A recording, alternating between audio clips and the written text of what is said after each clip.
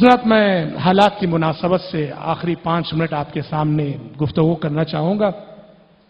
جیسا کہ ہم سب جانتے ہیں، اس وقت ہمارے صوبے کرناٹک میں انتخابات ہونے والے ہیں، اور پہلے میں آپ کو یہ بات بتا دیتا ہوں، الیکشن پہ گفتگو کرنے جا رہا ہوں۔ بعض کج فہم احباب یہ سمجھتے ہیں کہ ممبر پہ سیاست کی گفتگو ہو رہی ہے۔ یاد رکھو، یہ سیاست کی گفتگو نہیں، یہ اپنے دین، ایمان اور عقیدے کی حفاظت کی گفتگو ہے۔ دین، ایمان اور عقیدے کی حفاظت کی گفتگو میں کر رہا ہوں، یہ سیاست کی گفتگو نہیں۔ ہمارے صوبے میں ابھی جیسا کہ آپ سب جانتے ہیں الیکشن آنے والا ہے۔ حضرات، اس وقت ہم سب کو بڑی دور اندیشی کا ثبوت دینا ہے، بڑی فراست کا ثبوت دینا ہے، اتحاد کا ثبوت دینا ہے۔ حالات اس وقت کس قدر نازک ہیں آپ کو اندازہ ہوگا۔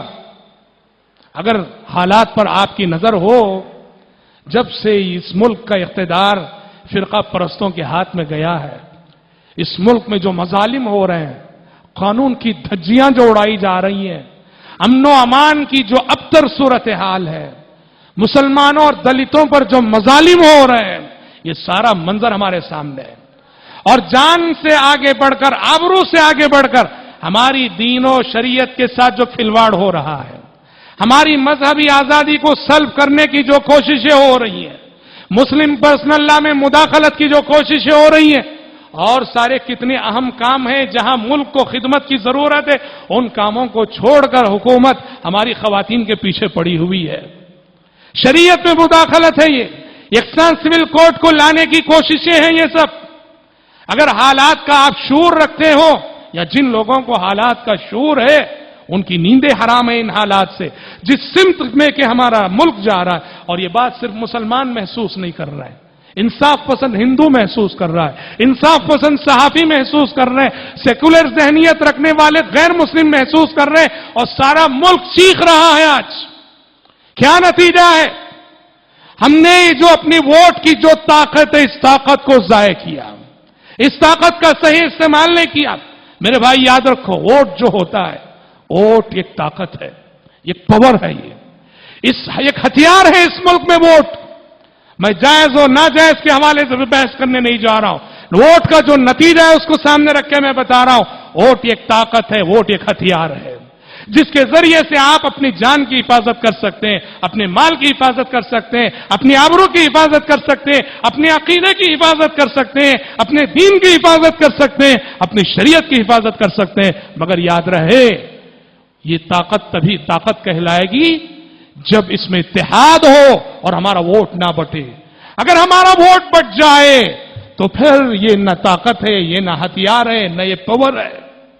افسوس ہے، ہم مسلمانوں میں اس قدر سیاسی بصیرت کا فقدان ہے، اس قدر سیاسی بصیرت کا فقدان ہے کہ فرقہ پرست پارٹیاں ہر الیکشن میں ہمارے ووٹ کو تقسیم کرنے میں کامیاب ہو جاتی ہیں۔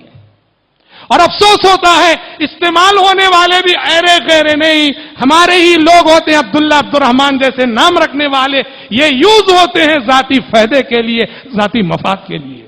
یاد رکھو، ووٹ ایک طاقت ہے، اس طاقت کو طاقت بناؤ، اور یہ طاقت تبھی بنے گی جب آپ اپنا حق ووٹ استعمال کرو۔ جاؤ الیکشن کے دن ووٹ ڈالو، ووٹ ڈالو۔ اور ایسے یہاں دو قسم کی ذہنیت ہے، ایک فرقہ پرستی کی ذہنیت ہے اور ایک سیکولر ذہنیت ہے۔ فرقہ پرستی کی ذہنیت رکھنے والے لوگ صاف ہمیں کھلم کھلا چیلنج کرتے ہیں، ہماری شہریت پہ شک کرتے ہیں، ہماری مذہبی آزادی کو سلب کرنے کی کوشش کرتی ہیں۔ لیکن جو سیکولر پارٹیاں ہیں وہ ہمارے دین اور عقیدے سے تو چھیڑ چھاڑ نہیں کرتی۔ ہم یہ تو نہیں کہتے کہ وہ ہمارے ساتھ پوری طرح انصاف کرتی ہیں، کوئی پارٹی نہیں جو پوری طرح انصاف کر سکے، لیکن جب ہمارے سامنے جو دو نقصان ہوتے ہیں، ایک بڑا نقصان، ایک چھوٹا نقصان، بڑے نقصان سے بچنے کے لیے چھوٹے نقصان کو اپنانا پڑتا ہے۔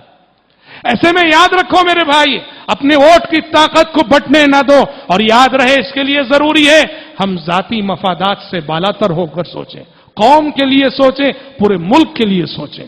میں میرے ذاتی فائدے کے لیے، اس میں میرا ذاتی فائدہ ہو رہا ہے۔ غدار ہے وہ شخص جو اپنے ذاتی فائدے کے لیے قوم کے مفاد سے بغاوت کرتا ہو، جو اپنے ذاتی فائدے کے لیے ملک کے مفاد سے بغاوت کرتا ہو، غدار ہے وہ شخص۔